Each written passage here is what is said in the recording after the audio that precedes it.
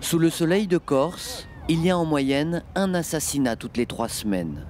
Ici, à Bastia, dans quelques secondes, un fou va défier un autre fou. Mais c'est pour jouer.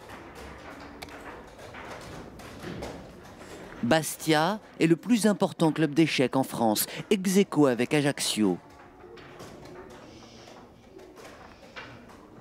La Corse, région la plus criminogène d'Europe, est aussi, on ne le dit pas souvent, l'un des endroits au monde où l'on joue le plus aux échecs. 5500 licenciés pour 305 000 habitants. Un record. C'est énorme, les conséquences sont énormes. D'ailleurs, regardez dans un territoire qui est connu un peu pour des situations souvent de violence, mais surtout à un haut niveau. Il y a beaucoup d'actions comme la nôtre qui aident véritablement à se faire que les jeunes se connaissent, que les jeunes, en se connaissant, en respectant les choses, soient beaucoup plus respectueux. Et ça fait, je ne dis pas que c'est la solution, ce n'est pas une panacée, mais ça fait avancer les choses au niveau de la jeunesse. En plein tournoi, Léo Battesti, fondateur du mouvement clandestin FLNC, emprisonné pendant 3 ans, ancien élu nationaliste. Par exemple, regardez la sportivité. Elle a vu que je parlais, que je l'interviewais, elle a interrompu mon temps pour que je ne perde pas de temps pendant que l'interview. Pour moi, ça, c'est déjà un geste de citoyenneté extraordinaire. Merci. Il a quitté la politique il y a 20 ans. Il est aujourd'hui président de la Ligue Corse d'échecs. Il se dit traumatisé par ces assassinats en série. Ce qu'on essaie de faire, c'est de faire que cette Corse soit beaucoup plus sereine, que l'on puisse espérer ne pas passer sous les fourches codines de certains mafieux pour pouvoir avoir un emploi en Corse. Il faut vraiment isoler tous les comportements, qu'ils soient mafieux ou qu'ils soient belliqueux, parce qu'on ne pourra pas autrement. Il faut absolument qu'il y ait un état de droit en Corse. Comment la police, comment la France, qui est un des plus vieils États du monde, les mieux organisés, ne peut-il pas régler certains types de problèmes techniques comme celui auquel on fait allusion? Ça paraît incroyable. Et c'est inadmissible. Et je crois qu'il représente dignement la Corse. C'est pour ça que je vous demande d'accueillir et d'ovationner Michael Massone. Le tournoi était organisé en l'honneur du premier jeune Corse sacré maître international d'échecs. Vous savez que nous vivons quand même en Corse une situation difficile, pénible. Je pense que même les jeunes sont quelque part traumatisés par ce qui s'y passe. Et je crois que ce genre d'activité montre qu'en Corse, on sait faire aussi des choses positives. On sait créer et on sait construire une Corse moderne et une Corse apaisée. Alors puissent les échecs nous aider. Car la Corse, où le sang coule sans discontinuer, 2 assassinats rien que le mois dernier, a besoin d'aide. Alors, comme tous les peuples du monde, les Corses, parfois, s'en remettent à Dieu. Cette même semaine, à Ajaccio, dans la cathédrale, journée de recueillement. Le président de la chambre de commerce locale a été abattu une semaine plus tôt. Un entrepreneur a été tué la veille dans le nord de l'île, la 18e victime. Le père Jean-Toussaint Michaletti n'en peut plus. C'est traumatisant. Et puis alors il y a cette inquiétude de dire mais enfin quand est-ce que ça va s'arrêter? Alors les questions qui me sont posées depuis ce matin, c'est de dire mais est-ce que la prière fait quelque chose? Je dis je pense dans la mesure où on supplie le Seigneur, peut-être qu'il arrivera à ouvrir les cœurs de ceux qui véritablement n'entendent rien. Malheureusement ça risque d'être de la banalisation après, voilà, une sorte d'habitude. On ne tue pas, voilà, on ne tue pas.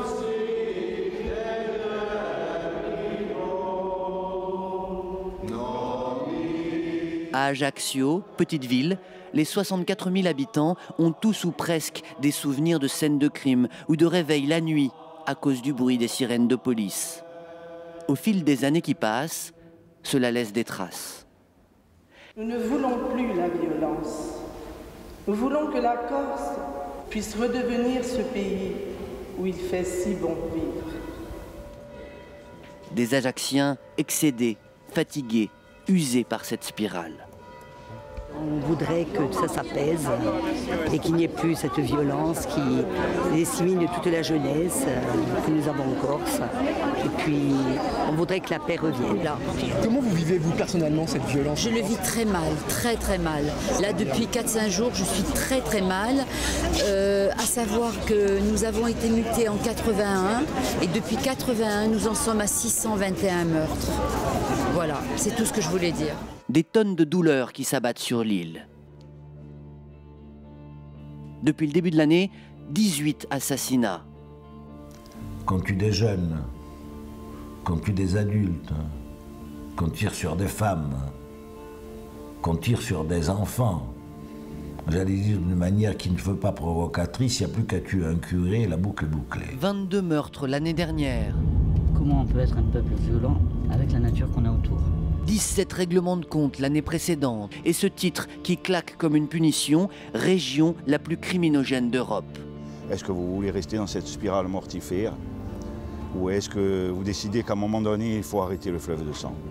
Ceux qui tentent de lutter contre cet engrenage infernal n'y sont encore jamais parvenus.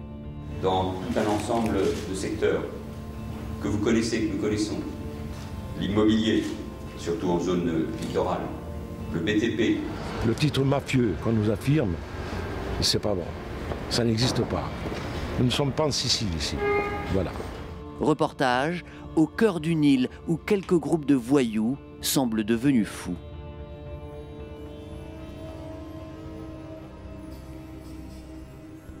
Il reste des bouts de verre, des miettes de vitres perforées par les balles. Il reste du sang sur le gravier. Le dernier assassinat a eu lieu ici. C'était un guet-apens. Il y a 11 jours, à 13h10, Vitor Ribeiro, 43 ans, dirigeant d'une entreprise de construction, est seul au volant de son Audi. Sa femme et son fils, adolescents, le suivent dans une autre voiture. Tout à coup, dans ce virage, un véhicule lui barre la route. Les tueurs surgissent, déchargent de chevrotines. L'entrepreneur s'écroule sous les yeux de ses proches. Vitor Ribeiro avait installé le siège de son entreprise ici. Il venait aussi de se lancer dans le transport.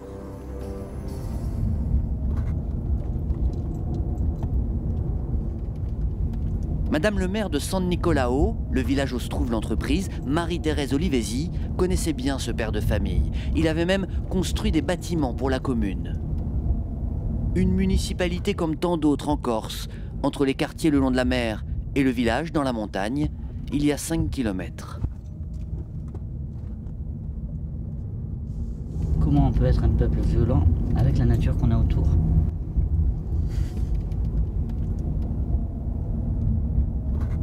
Ce matin, j'étais à la morgue pour voir donc la famille du dernier qui a été assassiné. C'est très douloureux. J'ai rencontré l'épouse, le fils de 15 ans. On se demande comment il va pouvoir se reconstruire. Il a assisté à l'assassinat de son père et il ne sait pas si un jour on ne sera pas capable de trouver les assassins. Et sa petite fille de 4 ans. Voilà. Donc ça, c'est le quotidien de beaucoup de Corses en ce moment. Et c'est inacceptable. Et est-ce que vous pensez que ça peut s'arrêter un jour? J'espère que ça va s'arrêter. J'espère surtout que l'État va mettre les moyens pour que ça s'arrête. Vitor Ribeiro avait été entendu en tant que témoin après l'assassinat l'année dernière d'un autre entrepreneur. Il avait des relations avec d'importants promoteurs de cette petite région. L'enquête, qui débute à peine, n'écarte, comme on dit, aucune piste. Est-ce que d'après vous, son assassinat peut avoir à faire avec ruer vers l'immobilier? Alors là, je n'ai aucun...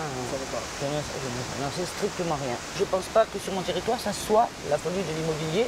C'est seulement une petite commune qui se développe et qui construit. Je ne vois pas de folie immobilière. Dans quelques jours, Madame le maire reçoit au village le ministre de l'Intérieur. Nous verrons à ce moment-là qu'elle rêve d'évoquer autre chose que la violence. Car partout, dans l'île, l'histoire donne l'impression de se répéter. Quelques jours plus tôt, à Ajaccio, dans cette rue piétonne, l'une des plus passantes de la ville, un commerçant a été assassiné. Jacques Nasser, propriétaire d'une boutique de vêtements et président de la chambre de commerce. Ici, un peu avant 19h, un homme seul entre dans sa boutique et l'exécute. Cette commerçante vend des bijoux sur le trottoir d'en face, à 15 mètres. Et en fait, on a entendu 3 coups de feu un peu espacés de 2 secondes, quoi, on va dire.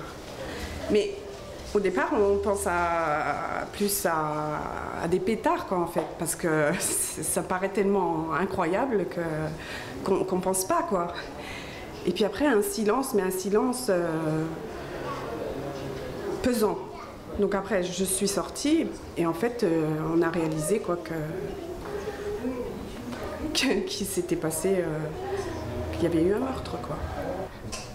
On peut dire que ça a toujours existé en Corse, ce genre de choses, mais là, devant des témoins, devant des civils, on a peur. Enfin, ça fait peur, quoi. C'est impressionnant. Jacques Nasser, secrétaire général du club de foot d'Ajaccio, était depuis 4 ans le président de la chambre de commerce. 80 millions d'euros de budget et la gestion des ports et des aéroports de Corse du Sud. Une victime de plus dans ce que la presse a baptisé la bataille d'Ajaccio. Des alliances, puis des alliances brisées, une lutte pour le contrôle de la ville, ensanglantée et difficile à décrypter. Ces 5 derniers mois, en tout cas, 3 victimes avaient un point commun. Le secrétaire général du club d'Ajaccio, Jacques Nasser, l'avocat Antoine Solacaro ou le chef d'entreprise Yves Manunta étaient des proches ou des relations d'Alain Orsoni, président du club d'Ajaccio, ancien chef nationaliste, mis en examen pour complicité d'assassinat mais laissé en liberté. Comme si ceux qui tuent voulaient apeurer ou faire fuir Alain Orsoni. Lui refuse d'être associé à cette guerre des bandes. Il a multiplié les interviews pour protester. On est en train de me désigner, de mettre une cible sur ma personne, en rappelant à chaque fois que X, Y ou Z a été proche et proche. Je suis aujourd'hui président du club de football de la CA. Je connais donc pratiquement la moitié de la Corse et j'oserais dire que l'autre moitié me connaît. On est en train de me condamner à mort de manière systématique. Alors, pourquoi Jacques Nasser a-t-il été tué ? La nuit du drame, ce fut un tel choc que tout de suite, 2 ministres arrivent de Paris, Manuel Valls et Christiane Taubira. Le ministre de l'Intérieur va prononcer un discours qui va secouer l'île. Il dénonce clairement les ressorts économiques de l'engrenage criminel et appelle les Corses à parler. La Corse ne pourra sortir de la spirale des dérives mafieuses que si elle consent par toutes ses forces à cette stratégie de lutte contre la délinquance et la mafia, et si chacun assume pleinement ses responsabilités. On vous le dit tous les jours, on connaît les commanditaires, on connaît ceux qui sont derrière ces règlements de compte, ces assassinats, on sait, mais on ne parle pas. On ne parle pas. Et moi j'adresse un appel pressant à la société corse. Mais si on sait, il faut parler. Car depuis des années, l'efficacité de la police face au règlement de compte est nulle. Cela fait même ce jour-là la une des journaux. Assassinat et tentative, un dossier résolu en 8 ans. Ça vous inspire quoi? C'est un constat alarmant. Hein. On voit que apparemment tous les homicides qui sont commis en Corse ne sont pas résolus, ou quasi. Hein. La presse locale a en effet répertorié 85 affaires d'assassinat et de tentatives pour en débusquer une seule de résolue. Alors, pourquoi? D'abord, quand ils arrivent sur les lieux, Raphaël Vallet et ses collègues de la police judiciaire ne recueillent en général que très peu d'indices. C'est un professionnalisme évident dans le cadre des assassinats, donc des règlements de compte que nous avons en Corse. Des individus qui arrivent sur une moto, qui arrivent en voiture, et d'autres qui n'ont peut-être pas automatiquement un lien quelconque avec la personne visée, qui tirent, qui s'en vont très rapidement en laissant le minimum d'éléments, qui très souvent brûlent la voiture derrière, comme ça, laissant très peu d'éléments. Et puis, malgré les injonctions du ministre, il y aurait cette fameuse omerta, la loi du silence. Le nouveau procureur, arrivé en septembre, l'a déjà compris, il ne recueillera pas beaucoup de témoignages. Alors c'est facile à expliquer, moi je ne vais pas jeter la pierre sur effectivement la population qui ne communique pas, en tout cas ne dit pas nécessairement systématiquement tout ce qu'elle sait. Il faut se mettre aussi à sa place. Je veux dire, la Corse est une petite île composée de 300 000 habitants.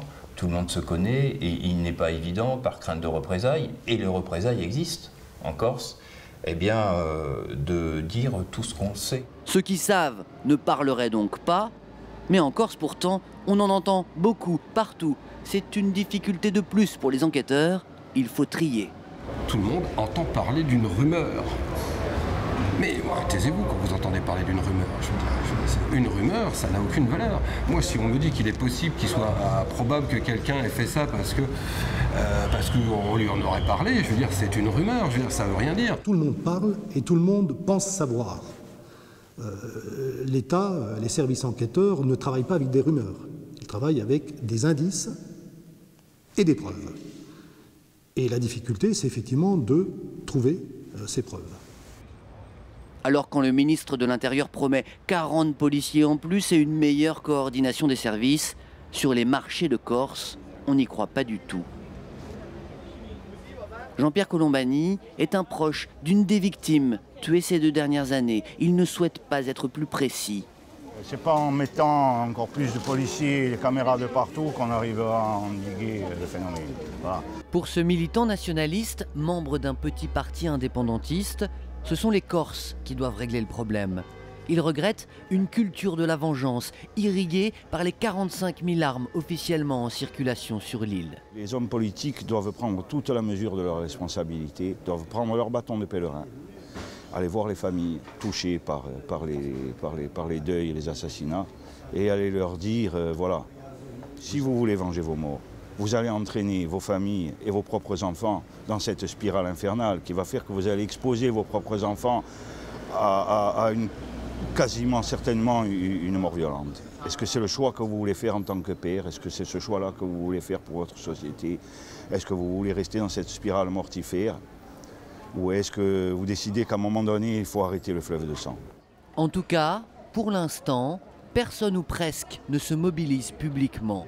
Il y a 17 ans, Marthe Poli et Marie-Jeanne Nicoli s'étaient pourtant élevées contre cette violence. Avec d'autres femmes corses, elles avaient lancé le Manifeste pour la vie, un appel dénonçant les meurtres et la loi des armes. Moi je suis là. Jérôme. Fernande. Ouais, Fernande. On voit vraiment l'ampleur que ça avait là. Ouais. Et là, regarde, j'ai même retrouvé le premier texte du manifeste, celui qui a débuté. Leur appel avait été entendu. Plus de 2000 personnes défilent dans les rues de Bastia. Palais de justice au monument de la résistance. Nous, les femmes, nous n'acceptons plus la violence qui ruine la Corse. Elle a 17 ans, elle est lycéenne. Serena s'exprime au nom de toutes les femmes qui ont signé le manifeste pour la vie.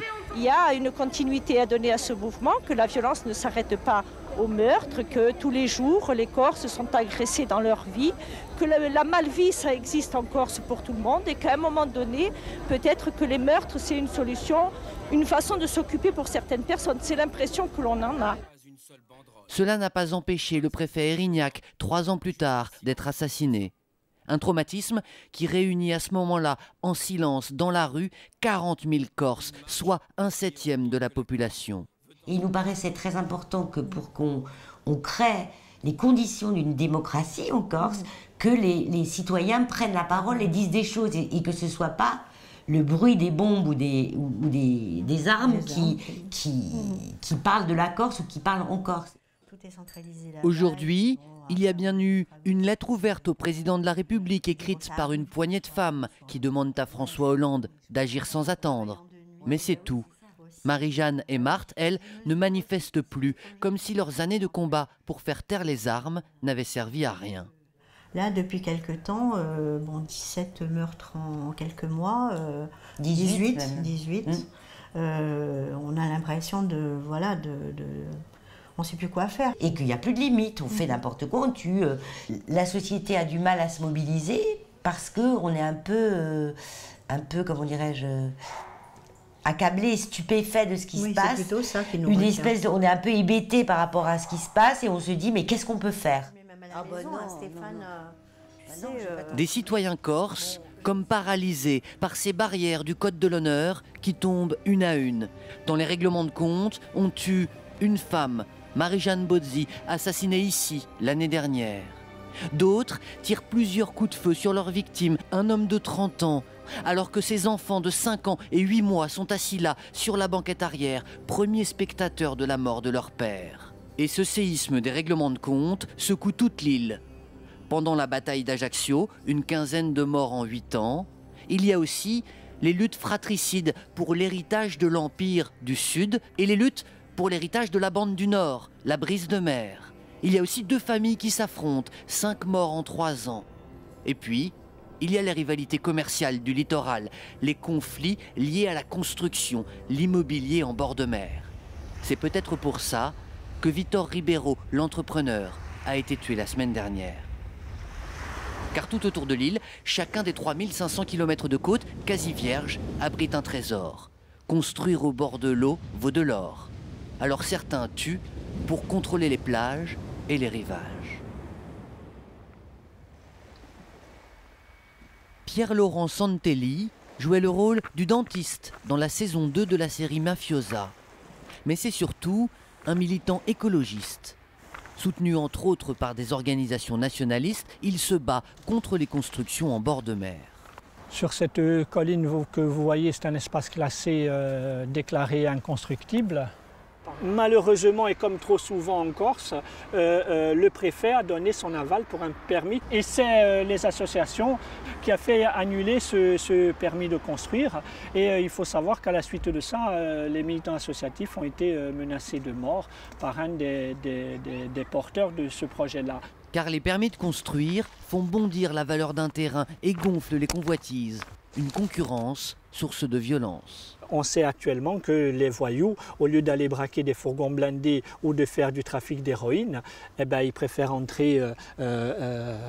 aller sur l'immobilier, puisque les profits sont plus rapides, moins de risques, et je vous dis en termes de rentabilité, c'est une multiplication effrénée qui se fait. À la préfecture, le préfet de région, carte en main, explique qu'avant d'autoriser chaque mètre carré à la construction, la loi est examinée scrupuleusement. Et tous ces dossiers d'aménagement sur le littoral sont vus par le préfet. Les arbitrages se font dans mon bureau. Et le préfet confirme que la course au littoral est une des explications de l'engrenage infernal. Un certain nombre de secteurs d'activité connaissent une croissance très forte.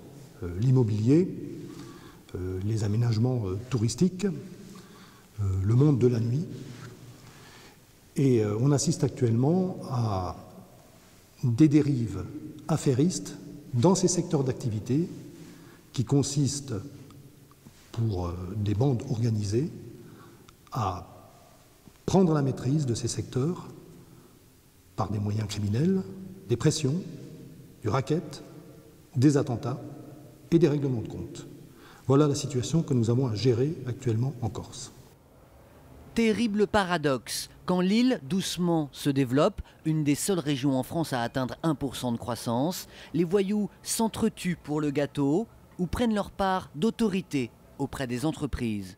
Léo Battesti, l'ex-militant nationaliste aujourd'hui imprimeur, le passionné de jeux d'échecs, est un des rares à en parler librement. Moi, je suis amené à avoir des confidences de beaucoup d'acteurs économiques qui tous se plaignent de la chose, qui n'osent pas l'exprimer publiquement, mais c'est une réalité, surtout dans les travaux publics, par exemple. Donc je crois que beaucoup d'entre elles sont sous le racket aujourd'hui. Donc ça, c'est une réalité, et je dirais presque économique au niveau de la Corse. Aujourd'hui, il n'y a pas d'état de droit. Et je crois que sans état de droit, on ne peut que continuer à aller dans cette dérive. Pour assurer les Corses de la présence de l'État, Manuel Valls est revenu sur l'île cette semaine pour la 2e fois en 10 jours, dans la petite région où a eu lieu le dernier assassinat. Il est venu parler aussi d'économie. En cette fin d'après-midi, dans le village de San Nicolao, c'est Madame le maire, Marie-Thérèse Olivesi, qui va l'accueillir. Monsieur le ministre, bonjour. Madame Olivesi, le maire de la commune de Saint-Nicolas. Enchanté, Madame le maire. Nous remercions de venir à... Le ministre confirme l'aide de l'État, 537 millions d'euros pour soutenir l'économie corse. Ici, 3000 tonnes de clémentines récoltées chaque année. Marie-Thérèse veut oublier les règlements de compte. Pour nous, c'est important qu'ils viennent et qu'ils voient que les Corses travaillent. Il y a autre chose des thèmes qu'on aborde en ce moment dans les médias et qu'il y a aussi du développement économique. Voilà, c'est un petit peu pour ça que je suis honorée qu'ils viennent sur ma commune et qu'ils voient que on essaye de faire de la qualité, on essaye de produire. Voilà. Madame le maire n'a qu'un objectif, il lui faut une photo. Il faut que tu te débrouilles, il m'en faut une pour mon site. Mais une photo du ministre avec une clémentine. Monsieur le ministre va goûter une clémentine. Ah oui, il faut. Celle-là, on va goûter les autres là-bas, ça c'est des ah, ouais, mais elles ont l'air belles, hein. C'est un peu dommage, voilà.